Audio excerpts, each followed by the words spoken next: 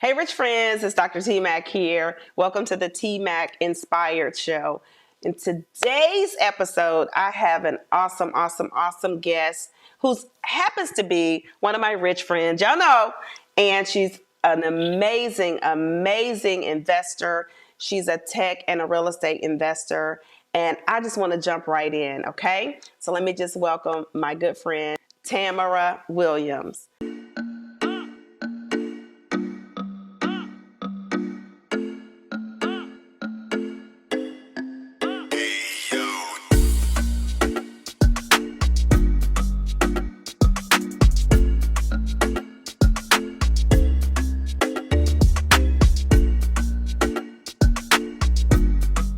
Hey, girl. Hey. Hey, Dr. T. How you I'm, doing? su- I'm super excited to be here, I and should have um, said doctor. it's all good. Doctor. It's all good. Doctor. It takes a doctor to know one. Hey. Listen, thank you. First of all, I want to say thank you so much for coming to spend some time with me and my audience and to let us know what you got going on so they can get to know you. Everybody knows that I interview women entrepreneurs who are killing it in the space that they're in. And I am blessed to know you and know what you do, but I want you to bless my audience and let them know who you are and what you do and who you serve. Well, it's been a tremendous journey and a wonderful blessing to be able to be in the tech space. And that is what afforded me to start investing in real estate.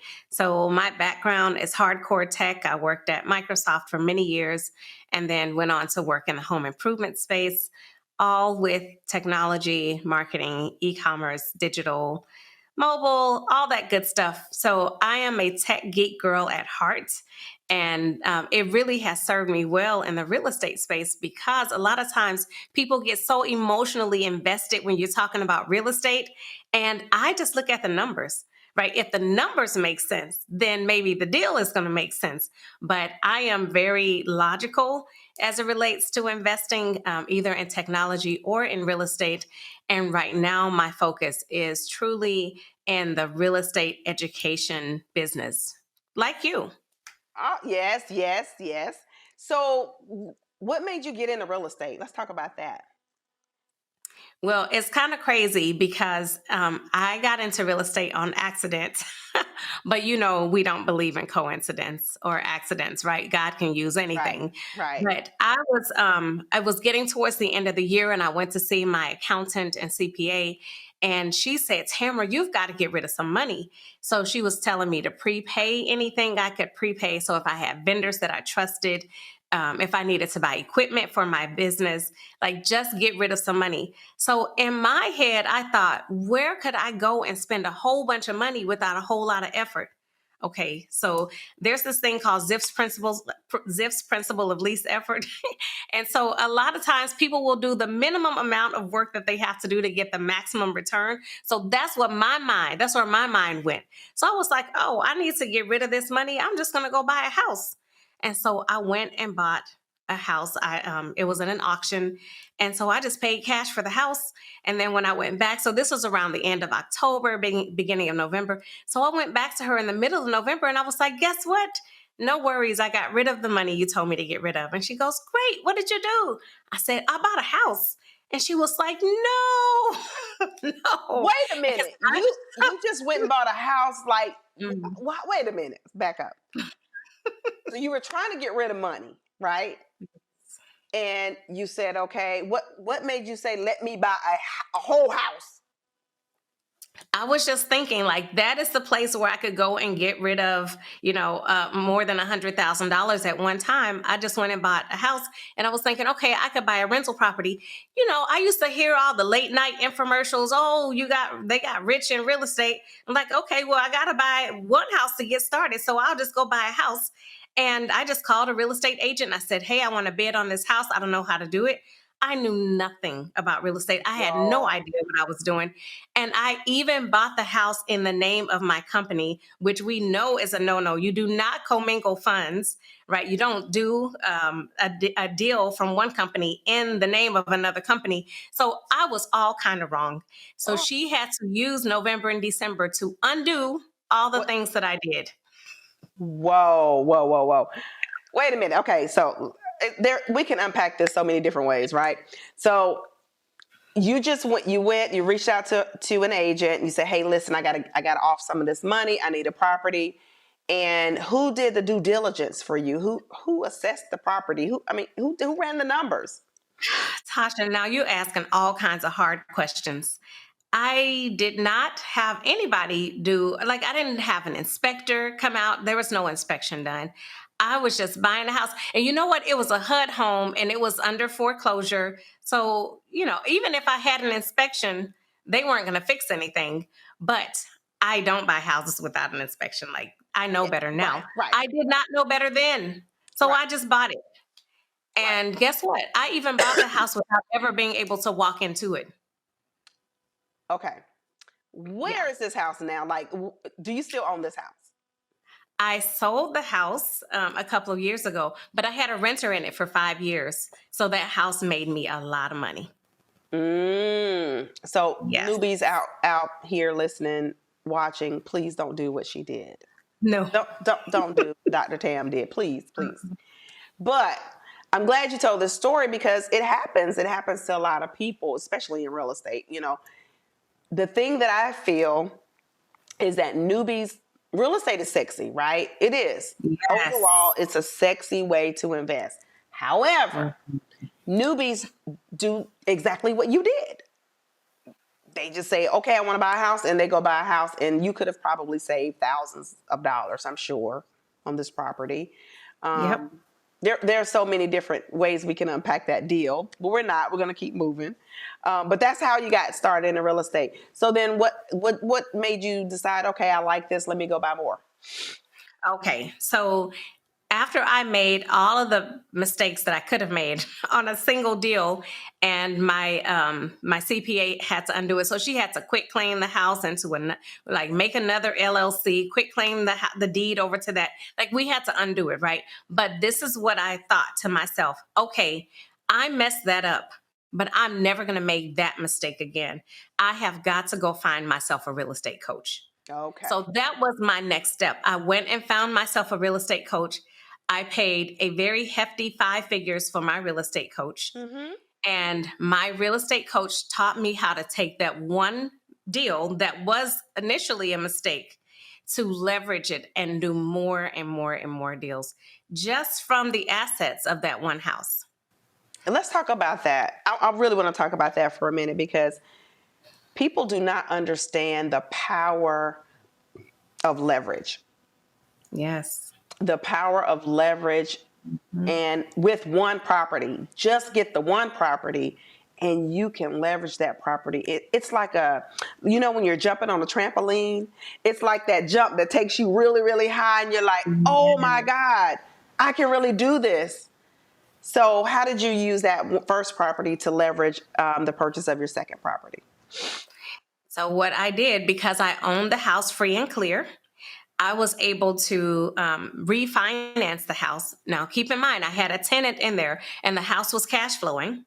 Mm-hmm. And so I did a cash out refi Mm-hmm. and took that money to put it down as a down payment on 2 other homes. And my real estate coach taught me how to get what we call private money, which just means that I found a friend and I borrowed money from them through their retirement account. Mm-hmm. So I turned them into the bank. I took the money that I pulled out from the cash out refi, and I put it as down payments on 2 homes using private money to put the rest of the money with. So now I took that one property and now I own 3. Whoa, love it. Love it. Isn't that amazing? So Yes. so you took that, number one, you said, okay, I did this first deal all wrong. Let me find me a coach in real estate who's really doing real estate deals because they know what's going on in the market. then you invested in yourself, in your business, and then you leveraged the property that you had to go and purchase more properties. So you bought two more, and then you ended up with three properties. You got them cash flowing, and that's pretty good, right? Yes. But it didn't stop there, because once I figured out how to do it the first time, what do smart girls do? We just keep doing it over and over and over Rinse again. and And repeat, this is the baby. thing. Yeah, right. And this is the thing. You talked about real estate being sexy. Sometimes getting rich is very, very boring. And so you just keep doing it over and over again, because if it ain't broke, I'm not fixing it. For sure, for sure. So listen, so you started doing the whole real estate thing. Now, were you working at the time while you were doing that? Were you still like working a 9 to 5 or in corporate America?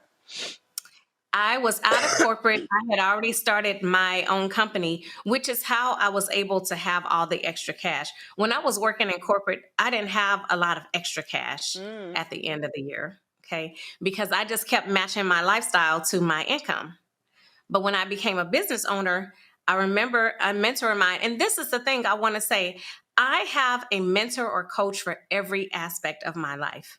Sometimes people think you just get one mentor and they can mentor you in everything. No, that's not the case. So I had a mentor who was mentoring me in entrepreneurship. Mm-hmm. And he talked to me about feast and famine. And so he said, "Hey, you're having a really good year this year. You need to hold some back." And Mm-hmm. so that's what we did. So I had money at the end of the year when I became an entrepreneur and I was running my own company, but I was working a lot of hours and I was traveling a lot. So to answer your question, I was still working on something that was totally unrelated to real estate Mm-hmm. at the time that I started investing. So what would you say to people who are like, I want to start investing in real estate, but I have a job and I don't know if I'm able to do that. What would you say to that person? The best time to start investing in real estate was 10 years ago. The second best time to start investing in real estate is today. And so I don't care if you're working a 9 to 5, if you are an entrepreneur trying to do your own thing, or if you're a stay at home mom, you can absolutely do this, because the blessing of real estate is that you do get some time freedom. So it's not going to take 40 hours a week for you to invest in real estate, but you do have to be intentional and you do have to be educated so that you're not running with scissors. But yeah, if you're working right now, I'm telling you that the real estate play is for you, and it is for you right now. And Yeah. here's another thing, Tasha, that I wish I knew. Mm-hmm. When I was working my corporate job, that would have been the best time for me to start investing in real estate, because I was a W 2 employee, and to get funds from a bank would have been so much easier, Easier. Ooh, right? let's talk about Okay. that So part. I'm saying, if you have a job, this is absolutely the right time for you to be investing.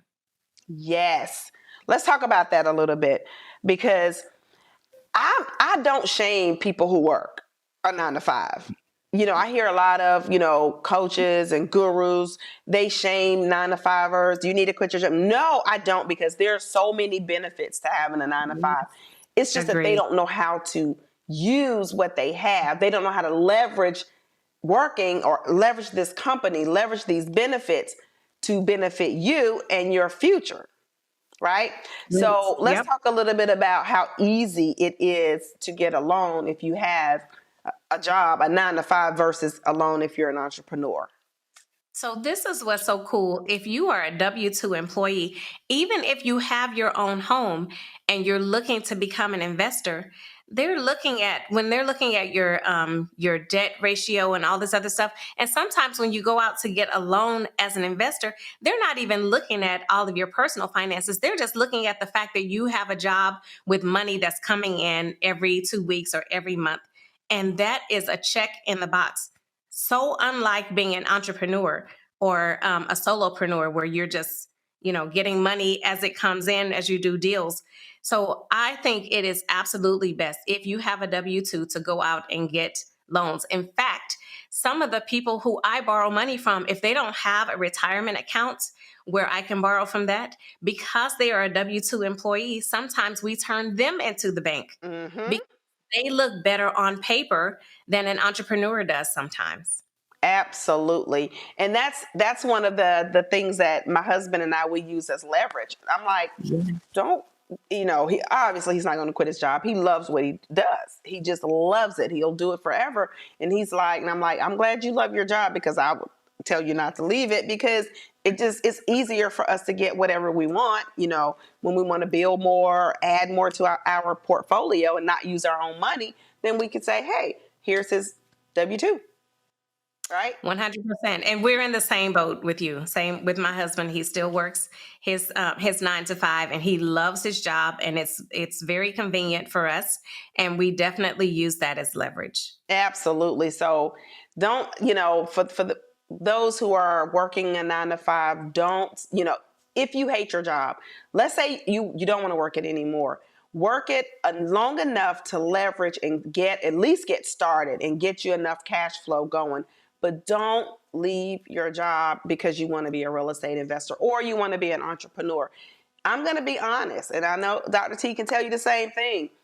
It is not easy out here in these streets, okay? Hmm. In these Yeah. entrepreneurial streets, it is not easy, baby. And it's Oh, funny, that we're talking about this because, like, literally today, I got an email from my attorney, my real estate attorney, and I do some private money lending, and someone had not paid me back. So the attorney was like, boom, boom, boom, boom, boom. Here it is. Here's, your money will be deposited this date, blah, blah, blah, blah, done. And I'm like, what if that was the only money I had? wow. You get what I'm Yep. saying? What if I needed that money? Like, I need this money or we're not going to eat. See, we don't Hmm. think about things like that when we're out here investing. You need cash flow still. And if you have a job, your cash flow, that's your cash flow. Hmm. Because you're going to get in some tight deals or some sticky deals. Trust me, if you are in real estate long enough, you're going to get into some sticky deals. Tell me about it. You're going to have to either have a whole lot of money in the stash or great credit where you can leverage your credit, or you're going to need to have that cash flow from a job. I'm just being honest. Most people won't tell you that, right? That's true, Tasha. Yeah. Yep. And I've definitely lived it. And I will go even one step further to Mm-hmm. say, with my first deal, I would not have gotten financing through a bank to buy that first deal. I had to come in with cash. It didn't have to be my cash though. That's the thing. But I didn't know better at the time. But I was not. There was no bank that was going to loan me money. Now there are other Yeah. non-traditional places where I could have Ways, gotten right. money from. Right. Okay. We'll talk about that later. But as it relates to a traditional bank, they would not have funded that deal for me because I was a brand new entrepreneur. Yeah. So let's talk about, I want to talk about like the worst deal you've had. How long have you been doing real estate? Since 2016. So how long is that? 5, 6, 7 years. Yeah. So let's talk about Mhm. the worst deal you've had. All right. Yeah. So, okay. It's been 6.5 years because I started mid year. The worst deal I ever had. You want me to give you a big one or a little one? Just give me the worst one. They want to The hear it. worst one. People want to Okay. hear it. All right. So the worst deal I ever did was a 80 unit motel in Missouri. Oh, All right. And Lord. it was, yes, it was the biggest deal I had done to date. And I bought the deal from somebody after it was already in foreclosure. Mm-hmm. And the crazy part is the person who had purchased it before, they tried to take down all 80 units at the same time. Note to self, if you're going to rehab a motel, don't take all the rooms down at once. Okay, and it was two buildings. So one building had 30 units, and the other one 30 doors. The other one had 50 doors. Well, since he had already started rehabbing all of them, I had to rehab all of them at the same time.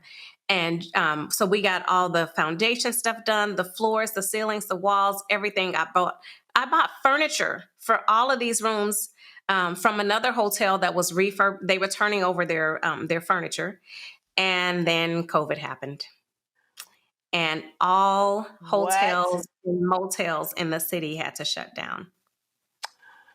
How much money did you lose? A lot. A lot. So I had about 350,000 of my own money in, and I had about the same in from two other lenders, two of my private money lenders who had done many, many deals with me before. Oof. And all of a sudden it came to a halt. But guess what? The mortgage still had to be paid every month. Whoa. So what'd you do? For 18 months, I paid a mortgage on a motel that I could not work on, that had to be boarded up because of COVID. It was almost 18 months, not quite. And so once COVID was done, and here's the thing, my husband does not have the guts. I'm gonna say it. He does not like paying out money every month on something that we don't see a return on. So he was like, "You better get rid of this thing," which is what we did. So I ended up selling it back to the person that I bought it from. So because I wanted to make my lenders whole, Yes. and I took a loss. Yes. It sounds like Hmm. we took the same amount of during COVID. I took a $350,000 loss in one deal in COVID. And And one the deal. irony of it is it was in Missouri. You're kidding me. Mm-mm. I said I Oh, would never Missouri owes invest. us money. They owe us a lot, almost $1 million between the two of us. I Yeah. said that I would never invest in Missouri again. Oh my Wow. God, I lost $350,000 in one deal. Yep. Yeah. That's what I lost. But the thing is, I always make my lenders whole. So whatever I had Amen. to do to make my lenders whole, that's what we did. And I did that. I'm super proud of that. But I Yeah. was not proud of my personal loss. No, no, but it's a lesson. I mean, things happen. So let's talk a little bit about that. When you took your loss, what did that do mentally to you about continuing on in real estate? Honestly, it shook my confidence a little bit. I will say that. But I know what I know, and I knew all the wins I had before then. So it really took me reminding myself that I am a winner. And even though this real estate transaction was a loss, I'm not a loser. And so I show up to win. So you know what I did to counter the awful feeling I was feeling? I went and did another deal, because I felt like if I sat in that long enough and sat in that loss and kept listening to my husband, man, I wouldn't be back in the game right now. I would have stayed on the sidelines. And Mm, there is no money to be made when you're sitting on the sidelines. for sure, for sure. Come on, come on, come on. Let's talk about that. Hmm. There is no money to be made when you're. Let me ask you this though: would you Yes, invest in another hotel? Would you do another hotel deal? I sure would. Yeah. I Because guess what? Go ahead. COVID is a once in a 100 year, a once in a Lifetime. generation thing. I hope and pray we never we don't ever see another global pandemic in our lifetime. Right. But now, but you live and you learn, right? Mhm. Now I know other ways that I could have exited that deal besides the way that I exited. And I held on too long. I kept hoping, like, okay, next week we're gonna open. Oh, okay, next month we're going to open. Mm, Well, sometimes you have to cut your losses early and get out. yeah. But and I mean, I'm just going to say even in relationships, right? Okay, Come but on. anyway, we're not talking about that right now. We're talking about real estate, We ain't talking Tasha. about real estate right now, but we can. Look, we can go Right. there. We could go there. But the truth is, sometimes even in real estate, you have to cut your losses For early sure. and know when and how to move on. For sure, for sure.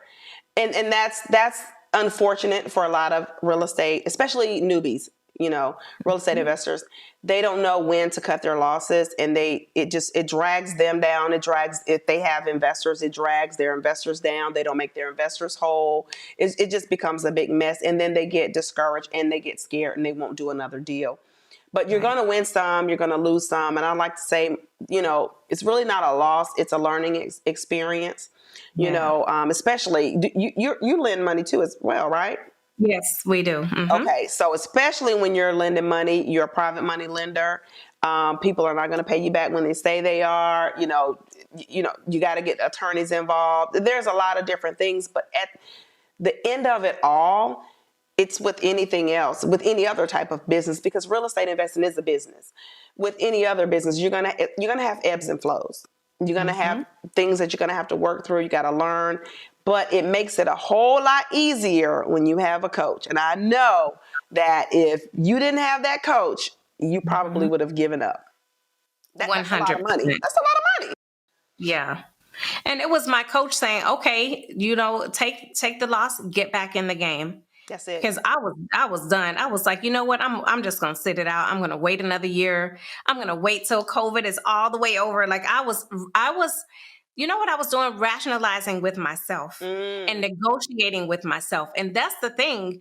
You should not negotiate with yourself, because a lot of times when we negotiate with ourselves, we negotiate towards our own comfort, and we negotiate towards our own self-preservation. And we tell ourselves, okay, I'll get to it. I'll do it the next time. I'll do it later. Well, I had to not negotiate with myself and just get back out there and do it again. Yes.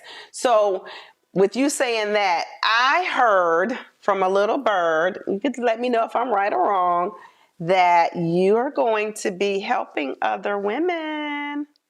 Yes. And I'm super excited about it because, well, you and I both, we serve the same community. We serve women who want to be on top of their game. And what I know is that when you give women the tools that they need to succeed, we own the game. Oh my God. We don't just play, we own it. Own it, baby. Yes. Yes.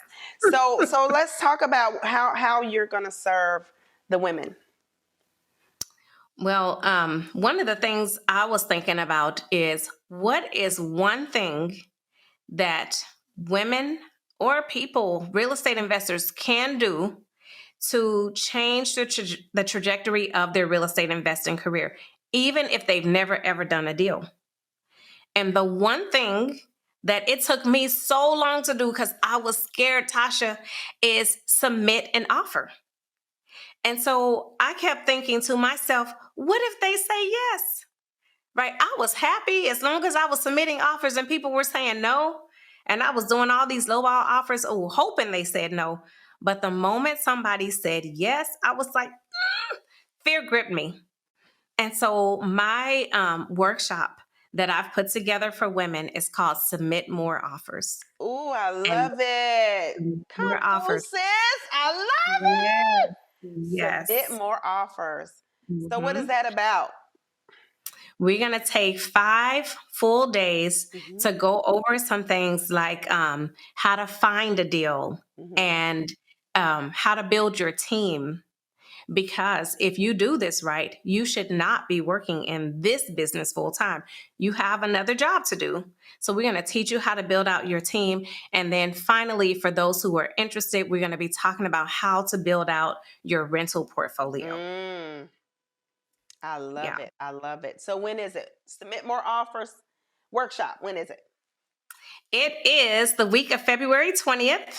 Yes, February 20th through 24th. Okay. And it's all virtual. Ooh, I love it. Can I come? You can come. I hope you come. Okay. You have so much wisdom to offer, but yes, we want you in the room, sis. Okay, I'm coming. If I'm welcome, I'm coming. I just want to come and be a part, Yeah. Meet some new rich friends. Yes. So I know I'm the one that you're asking the questions to, but I want to understand what was it like for you to start submitting more offers? Like when you first started, do you remember that whole process? Yes. No, this is a conversation, girl. This ain't no, I'm interviewing you. No. we just have conversations here. Okay. This is real life. So what it was like for me was, I knew, because I had a mentor. Like in the very beginning, I hired a mentor immediately. I didn't. Oh, you were smarter than me. Oh, girl, I didn't want to waste time or money. I was like, I'm hiring a mentor. So what she said was, you will probably submit 100 to 120 offers before you get the first one accepted. Yeah. So that right there, when she said that, I knew it was go time. So submitting offers was nothing for me. I was like, okay, I'm gonna offer number. I'm gonna offer number. I didn't care. I got deals under contract immediately. I would run the numbers if they made sense. I'm like, and I had my exit strategy, which at the time my exit strategy was wholesaling, because I used my money, my retirement money, and I was lending that out to other investors. So I wanted to build up my own cash flow because I knew that I wanted to leave my job. Mm-hmm. So that's why I started wholesaling, which I'm super glad that I did, because it taught me everything. There are two things you said. One was exit strategy, and the other one was wholesaling. And I want to make sure that our rich friends know what you're talking about. So when you talk about an exit strategy from a real estate investment, what does that mean? So the exit strategy means I need to know exactly what I'm going to do with this property when I get it. So you need to know that before you buy it. Like, don't buy a property and not know what you want to do with it. I.e., if that property has a tenant in it, then you want to hold on to it. It's a buy and hold. It's already cash flowing. You don't have to rehab it. You don't have to do anything. It's a cash flowing property. It's a turnkey. That's an exit strategy: buy and hold. If you know that you want to build up more cash flow outside, if you have a job outside of that, you want to have more money to play with in the market, then wholesaling may be it. That means wholesaling is just like, where's my phone? It's just like buying a phone. You're going to buy the phone for $100, but you're going to sell the phone for $200. You're buying it low and you're selling it high. That's it. That's all wholesaling is, in a nutshell. But there's different things. How to talk to sellers, buyers, where to find the properties. Who your buyers, all these things. But I'm sure you're going to talk about that and teach that in your workshop. Yes, So yes, anyway, we are. that's the difference. So it was like I knew what my exit strategy was at the time. It was wholesaling. So I'm like, I can't go wrong. I can't lose any money because I'm not putting any money in it. And I'm learning. I'm learning how to write offers. I'm learning how to talk to sellers. I'm learning how to find properties. I'm learning. So, this is a no-brainer. Yep. And so I wasn't afraid to submit offers. I wasn't afraid for people to come back and say, no, whatever. So I feel, but I had a mentor, right there by my side with each one. I would, analyze the deal, submit an offer. I run it by her first. So I guess that's the, like the icing on the cake in real estate. Yeah. Is when you have a mentor or a coach. And so that's why I'm happy. I'm happy that you're joining, this coaching world in real estate. Yes, I am. But here's one thing that really stood out to me about about the story you just told. Because you had a mentor and a coach, you knew to analyze your deals before submitting an offer. So I am sure I lost money on my first deal, or I didn't actually lose money, but I could have made more money on that deal if I had actually done some analysis before submitting an offer. I just, whatever they told me the price was, I was like, okay. You went for it, right? I wrote a check. But to get my next offer, because I did get, you said I invested in that real estate and then I invested in myself. So to get my next offer, to get my next deal under contract took me 40 offers. Yeah. Yeah. So I was just writing offers, but I knew then not to overpay because my coach told me what to do. But you know what? I misspoke. I said you have to put in 100, submit 100 offers. That's wrong. You have to analyze 100 deals. Yeah. I misspoke. You analyze before you put in your offer. So that's because when you're analyzing the deal, that's when you're going to know whether or not it's a good deal or not. Or if it's not a good deal, if you have a coach and you run it by them, because what I would consider a good deal, you may say it's not, because we had this conversation the other day, remember? And I was I was like, T, listen, you can get this property and you could do X, Y, Z with it. You were like, yeah, so that's the thing about being in a community. of people who are doing the thing that you want to Yep. do, and you're able to bounce these things off of. So yeah. That's so good. Yes, and you're right. And the exit strategy sometimes determines how much you're willing to pay coming in, Exactly. right? Yeah. So Exactly. that's really good. It is. So again, submit more offers. That's the name of your workshop. It's a Yes. 5-day workshop, February 20th through 24th. 20th through the 24th. What time? We're going to do it at noon every day for general admission. Okay. So 12 to 1. And then, because we want to catch people on their lunch breaks. Okay. And then, and we'll do a VIP session the hour before. So 11 to 12. Okay. So 11 to 12 for VIP, and then general can join 12 to 1. Correct. Okay. Oh, I love it. I love it. So they can click the link below, above, wherever they're listening or watching from. Click the link, submitmoreoffers.com to grab your seat. Make sure you're VIP, because if you're VIP, I'm going to tell you right now, when you're VIP, you get a chance to ask Dr. T all these questions.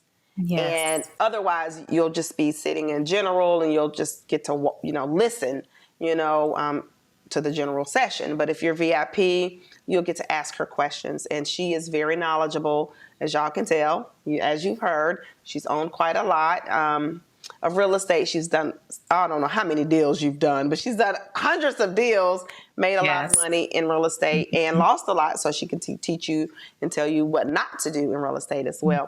So I'm super excited.